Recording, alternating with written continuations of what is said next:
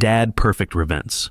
My son Tim stopped me at the hospital door after I'd driven 15 hours straight and said the words that would cost them everything. "Dad, what are you doing here?" Michelle said she doesn't want you around. 4 days later, when the hospital called asking how I'd like to pay the $12,000 delivery bill, I smiled for the first time since my grandson was born.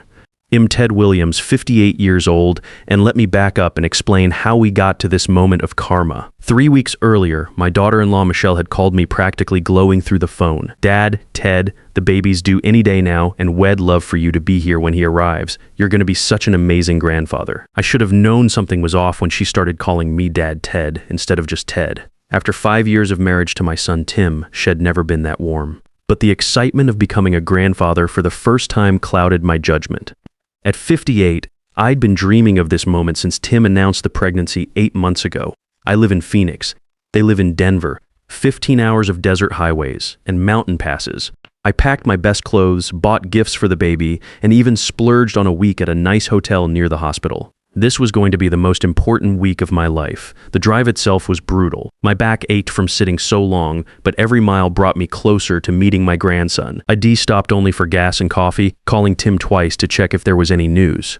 Both times, Michelle answered his phone, sweet as pie, telling me to drive safely and that they couldn't wait to see me. When I finally pulled into the hospital parking garage at 2 a.m. on Tuesday morning, exhausted but excited, I felt like I'd conquered the world. The maternity ward receptionist told me Michelle was in labor. Room 314. I practically floated down the hallway, my heart pounding with anticipation. That's when I found Tim pacing outside the delivery room, looking more stressed than excited. The moment he saw me, his face changed. Not relief, not joy, something closer to panic. "Dad, what are you doing here?" The question hit me like a slap. "What do you mean?" Michelle invited me. She called and said, "You wanted me here for the birth." Tim's eyes darted toward the delivery room door, then back to me. He looked like a man caught between two impossible choices. She changed her mind about having family here. She wants it to be just us. But I drove 15 hours, Tim. I'm here now. I'm not asking to be in the delivery room, just to be nearby when my grandson arrives. I know, Dad, but Michelle's really adamant about this. You know how emotional she gets, and the doctor said stress could complicate the delivery. Something in his voice told me this wasn't Michelle's sudden change of heart. This felt planned, orchestrated, but I was too tired and too shocked to fight in a hospital corridor. "Fine," I said quietly. "I'll go to my hotel and wait for your call." Tim looked relieved, which only confirmed my suspicion that I was being deliberately pushed out. "Thanks, Dad. I'll call you as soon as the baby's born." I spent the next 8 hours in my hotel room, checking my phone every 10 minutes. When Tim finally called at 10 a.m. Wednesday morning, his voice was exhausted, but happy. "Dad, Hez here. Benjamin Timothy Williams, 7 pounds 2 ounces. He's perfect. Congratulations, son. When can I meet him?" Another pause. "Michelle's really tired, Dad. The delivery was rough. Maybe give us a day or two to settle in." I felt like I was begging for scraps from my own family. "Tim, I'm his grandfather. I drove 15 hours to be here. I know, and we appreciate that. But Michelle needs to recover. You understand, right?" No, I didn't understand. But I agreed, because what choice did I have? I spent 2 more days in that hotel room, ordering room service and watching terrible daytime television while my son and his wife bonded with my grandson in a hospital 3 miles away. Friday morning came and went with no call. I finally drove to the hospital myself, determined to at least see my grandson through the nursery window. That's when I discovered they'd already been discharged. I called Tim immediately. "You took the baby home without even telling me." "Dad, Michelle wanted to get home to her own space. She's been really anxious about germs and visitors." "I'm not a visitor, Tim. I'm your father. I'm Benjamin's grandfather. I know that. Look, maybe next month when things settle down. Next month, I'd driven 15 hours to see my grandson next month." That's when I made the decision that would change everything. I hung up, packed my bags, and drove back to Phoenix. If they wanted to exclude me from Benjamin's birth, fine. But they'd learn that actions have consequences. Sunday afternoon, my phone rang. The caller ID showed Denver General Hospital. "Is this Ted Williams?" "Yes, ma'am. We have some paperwork issues regarding the birth of Benjamin Timothy Williams. The insurance claim was denied, and we need to discuss payment arrangements for the delivery bill." My heart started pounding, but not with anxiety, with something much more satisfying. "I'm sorry, but I think there's been some confusion. I'm not responsible for that bill. Our records show you as the financial guarantor for Michelle Williams' delivery. And that's when I realized exactly what my dear daughter-in-law had done while I was driving across 2 states to be there for my grandson's birth. Mom, according to our records, you signed financial responsibility forms for Mrs. Michelle Williams' delivery. I sat down heavily in my kitchen chair, my mind racing. When exactly was this form signed? Let me check. It shows here that the forms were submitted electronically on November 15th at 11:47 p.m., November 15th. The night I was driving through the middle of nowhere, Utah, probably around the time I stopped for gas near Salt Lake City. I'd been on the road for 8 hours, exhausted and focused on getting to Denver safely. And how exactly were these forms submitted? Electronically through our patient portal. The signature appears to be yours, Mr. Williams. The pieces were falling into place with sickening clarity. While I was white-knuckling it through a snowstorm on I-70, desperate to reach Denver before my grandson was born, Michelle was forging my signature on financial documents. I need to see these forms. Can you email them to me? Certainly. What email address should I use? 20 minutes later, I was staring at documents that made my blood boil. Not only had Michelle forged my signature, but she had also somehow obtained my social security number, address, and financial information. The forms clearly stated that as the paternal grandfather, I was requesting to pay all expenses as a gift to the new family. But the most infuriating part was the timing. These forms were submitted while Michelle was sweet-talking me on the phone about being there for the birth, knowing full well that she planned to stick me with the bill while excluding me from actually seeing my grandson. I called the hospital back. This is Ted Williams. I just reviewed the financial responsibility forms and I need to report fraud. Fraud, sir? First, I never signed these documents. Second, these were submitted without my knowledge or consent while I was driving to Denver at my daughter-in-law's invitation. I have GPS records and gas receipts proving I was in Utah when these forms were supposedly signed in Colorado. The billing representative's tone changed immediately. Sir, if you're alleging fraud, I need to transfer you to our legal department. Perfect. While I waited on hold, I pulled out my phone and started documenting everything. Screenshots of Michelle's texts inviting me to Denver, call logs showing when she contacted me, even photos I'd taken during my drive with timestamps proving where I was when the forms were supposedly signed. Mr. Williams, this is legal department. I understand you're disputing financial responsibility forms. I'm not disputing them. I'm reporting identity theft and fraud.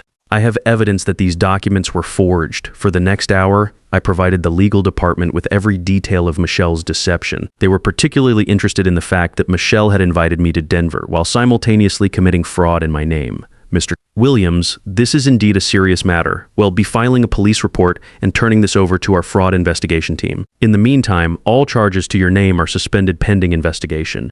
After hanging up, I sat in my kitchen staring at my phone.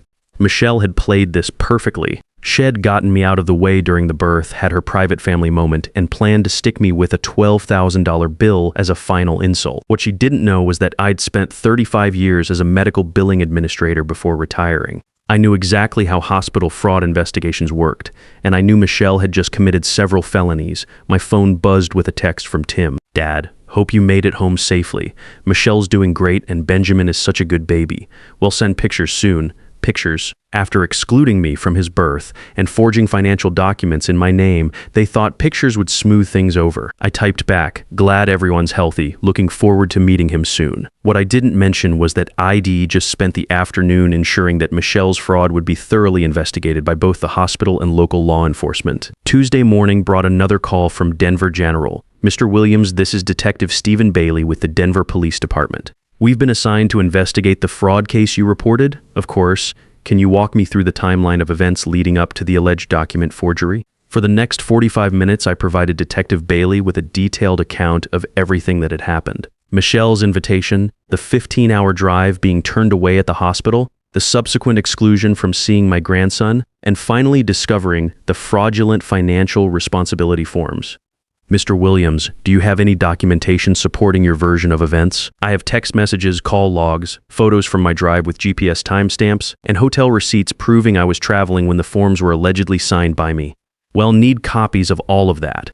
This is shaping up to be a clear case of identity theft and fraud. The fact that the perpetrator invited you to travel while committing crimes in your name suggests premeditation. Premeditation. Michelle hadn't just made a desperate decision in the moment. She'd planned this entire scenario. The invitation, the exclusion, the fraud, all of it had been calculated to humiliate me while sticking me with their medical bills.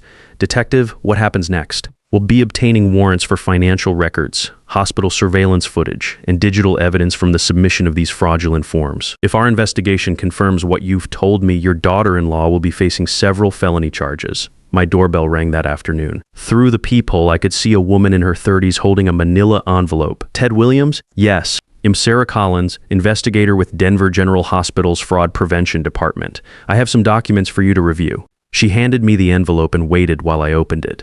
Inside were printed copies of security footage from the night the fraudulent forms were submitted.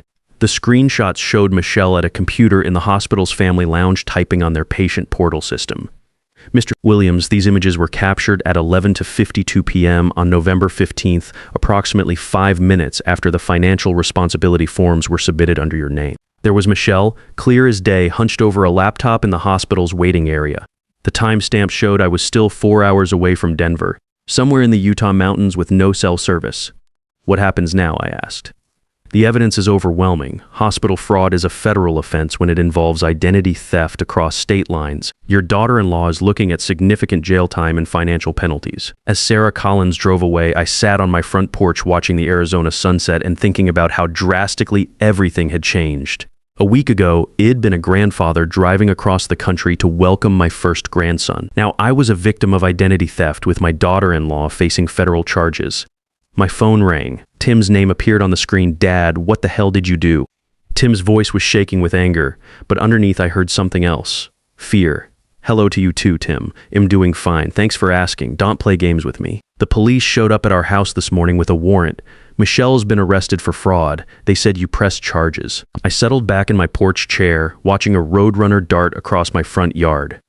I didn't press charges, Tim. I simply reported identity theft when the hospital called asking how I wanted to pay Michelle's delivery bill. Silence on the other end. Then quietly, what delivery bill? The $12,000 bill for Benjamin's birth that your wife stuck me with while you two were playing happy family without me. That's impossible. Our insurance covered everything.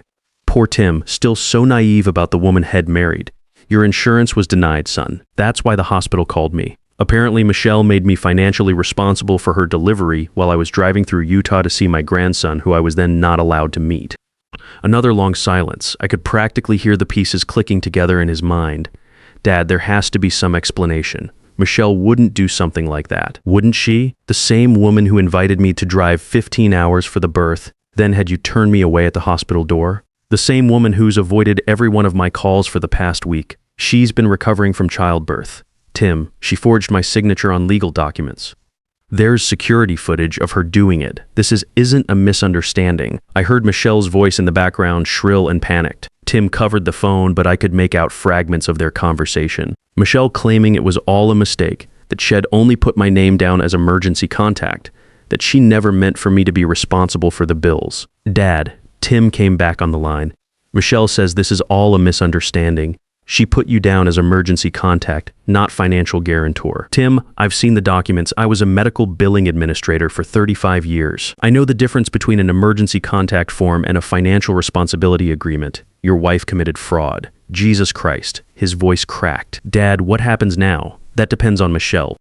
The detective told me that if she makes full restitution and admits responsibility, they might consider reduced charges. But Tim, she didn't just steal from me. She humiliated me. She made me drive across 2 states to be rejected at my own grandson's birth, then tried to stick me with the bill for the privilege. I could hear Benjamin crying in the background and my heart clenched. This should have been such a happy time. My first grandson, healthy and perfect, and instead I was discussing felony charges with his father. What do you want me to do? Tim asked finally. I want you to be honest with me about what really happened. Did Michelle plan to exclude me from the birth from the beginning? Another pause. Then so quietly I almost didn't hear it. Yes, the confirmation hit harder than I'd expected, even though I'd known it was true. Why? She said having you there would be stressful, that she wanted the birth to be just our immediate family. I am immediate family, Tim. I'm your father. I'm Benjamin's grandfather. I know. I should have stood up to her. I should have told you what she was planning instead of letting you drive all that way. Yes, you should have, but you chose to protect her feelings instead of mine, and now she's facing federal charges because neither of you thought about consequences. The investigation that followed revealed something far worse than I'd imagined. FBI agent Sarah Collins called me 2 weeks later with news that made my blood run cold. Mr. Williams, we've discovered that Michelle Williams isn't who she claims to be. Her real name is Sandra Mitchell, and she has a criminal record in 3 states for identity theft and fraud. What do you mean? She's been living under multiple false identities for the past 8 years. She's married to another man, Jeremy Anderson, who's also a career criminal. They've been running family infiltration schemes across the western states. Family infiltration schemes. My daughter-in-law wasn't just a desperate new mother who made poor decisions. She was a professional criminal who targeted my family as part of a larger operation. Agent Collins, what does this mean for my son and grandson? It means Tim's marriage is fraudulent, and Sandra Mitchell has been planning to disappear with Benjamin and demand ransom money from your family. We found detailed plans in Jeremy Anderson's apartment when we arrested him in Seattle. Ransom money, they'd planned to kidnap my grandson and hold him for money. How much were they planning to demand? $500,000. They'd researched your assets, your property values, your retirement accounts. They knew exactly how much they thought you could pay. As Agent Collins explained the full scope of Sandra's crimes, I realized that my refusal to pay that hospital bill had saved not just my money, but possibly my grandson's life. If I'd quietly paid the $12,000 and stayed silent, Sandra would have proceeded with her plan to stage her own death and Benjamin's death, then disappear with Jeremy and my grandson. The trial began 6 months later when Sandra Mitchell took the witness stand. She finally dropped her mask of innocence. You people thought you were so smart, she told the courtroom looking directly at me, but you were just marks, easy targets who deserved what happened to them. The jury convicted her on all counts of identity theft, fraud, conspiracy, and kidnapping conspiracy. Judge Morrison sentenced her to 15 years in federal prison. As we left the courthouse, Tim carrying Benjamin against his chest, I realized that Sandra's plan had backfired completely. She'd tried to destroy our family, but her crimes had actually brought Tim and me closer together than we'd been in years. Dad, Tim said as we walked to the car, I don't know how to thank you for what? For refusing to let her get away with it. If you'd just paid that hospital bill and stayed quiet, Benjamin and I would probably be her victims forever while she planned worse crimes. I looked at my grandson, sleeping peacefully in his father's arms, completely unaware that his mother had planned to kidnap him and raise him to be a criminal. Tim, the only thing Sandra was wrong about is thinking it'd be an easy target. She was wrong about something else too. What's that? She thought experience made me weak, but experience taught me exactly how to fight back. The drive back to Phoenix that day was different from my desperate journey 6 months earlier. This time, Tim sat in the passenger seat while Benjamin slept in his car seat behind us. We had a lot to figure out: living arrangements, legal paperwork to establish Tim's sole custody, therapy for Tim to process the trauma of discovering his entire marriage had been a lie. Dad, Tim said as we crossed into Arizona, I need to ask you something. What's that? Can Benjamin and I stay with you for a while? I know it's a lot to ask, but I need time to figure things out. The house in Denver has too many memories of her lies. Son, you and Benjamin are welcome for as long as you need. That guest room has been empty too long anyway. Tim was quiet for several miles. Then, I keep thinking about all the times she talked about her childhood, her family, her college years. Every story was a lie. I don't even know if she actually loved Benjamin or if he was just part of her scheme. Tim, whatever Sandra's motivations were, Benjamin is here now and he's safe. That's what matters. But what do I tell him when he's older? How do I explain that his mother was a criminal who planned to kidnap him? I thought about that for a long time before answering. You tell him the truth, that his grandfather loved him enough to fight for him when bad people tried to hurt your family, that sometimes doing the right thing means making hard choices, and that he'll always be safe because he has people who really love him. The first few weeks of our new living arrangement took some adjustment. Tim had to learn how to be a single father while dealing with the legal aftermath of Sandra's crimes. There were depositions, insurance claims, and the complicated process of legally establishing that Benjamin was his son despite the fraudulent circumstances of his birth. I found myself falling into the rhythm of being a hands-on grandfather in ways I'd never expected. Getting up for 2 a.m. feedings when Tim was exhausted. Teaching Benjamin to smile, to laugh, to reach for toys. The simple joy of watching my grandson discover the world around him. Tim started seeing a therapist. Dr. Amanda Taylor recommended to help him process the trauma of discovering his entire marriage had been built on lies. It took months for him to stop questioning every memory, every conversation, every moment of happiness head shared with Sandra. The hardest part, he told me one evening as we sat on the back patio watching Benjamin play in his bouncy seat, is wondering if I can ever trust my judgment again. How did I live with someone for 5 years and not know who she really was? Tim, she was a professional. This is what she did for a living. You weren't naive, you were normal. Normal people don't expect the person they marry to be running a criminal operation. Agent Collins kept us updated on the broader investigation into Jeremy Anderson's network. They'd identified at least 12 women across 8 states who'd been working similar schemes. Sandra's conviction had been the break they needed to unravel the entire operation. Your case was unique, Agent Collins told us during one of her updates. Most of their victims never fought back. They either paid the fraudulent bills to avoid family drama, or they were too embarrassed to report being scammed by family members. Your decision to investigate and fight back saved not just your family, but probably dozens of other families. 6 months after Sandra's sentencing, Tim got a job offer from a tech company in Phoenix. Dad, I could keep looking for something in Denver, but honestly, I like our setup here. Benjamin loves having his grandfather around, and I've never felt more supported. What are you saying? I'm saying if you're willing, I'd like to make this permanent. We could find a bigger place, somewhere with room for all of us. I looked at Benjamin, now 8 months old and babbling happily in his high chair, tiny hands grabbing at everything in reach. This wasn't how I'd imagined becoming a grandfather, but it had turned out better than any plan I could have made. Tim, there's nothing I'd like more. We found a house with a big backyard and an office where I could work part-time consulting on medical billing fraud cases. Apparently my experience with Sandra's scheme had given me some expertise that hospitals valued. Tim set up a home office where he could work remotely when Benjamin was napping. A year after Sandra's conviction, Benjamin took his first steps across our living room from Tim's outstretched arms to mine. As I caught my grandson and lifted him up, both of us laughing, I realized that Sandra Mitchell had given me something Shed never intended to give. Shed given me the chance to be the kind of grandfather I'd always wanted to be. Not just someone who visited on holidays or sent birthday cards, but someone who was there for the daily moments that really matter. First words, first steps, bedtime stories, and morning cartoons. Now Benjamin is 2 years old, and he calls me Grandpa Ted. When people ask about his mother, I tell them she's not in the picture, and most people are polite enough not to push for details. Benjamin knows he's loved by his dad and his grandpa, and for now, that's enough. Sometimes I think about what would have happened if I'd just paid that $12,000 hospital bill and stayed quiet. Sandra would have proceeded with her plan. Benjamin would have disappeared. Tim would have spent the rest of his life grieving for a wife and child who weren't really dead. Instead, we're building something real. A family based on truth instead of lies, on love instead of manipulation, on protecting each other instead of exploiting each other. And if another predator ever targets my family, they'll learn the same lessons Sandra learned. Some grandfathers are too smart, too stubborn, and too experienced to be easy victims. Trust your instincts when something feels wrong in family relationships. Criminals count on family loyalty to silence their victims. But real family protects each other from harm, not from consequences. The experience and wisdom you've earned over decades isn't weakness. It's your strongest weapon against those who think age makes you an easy target.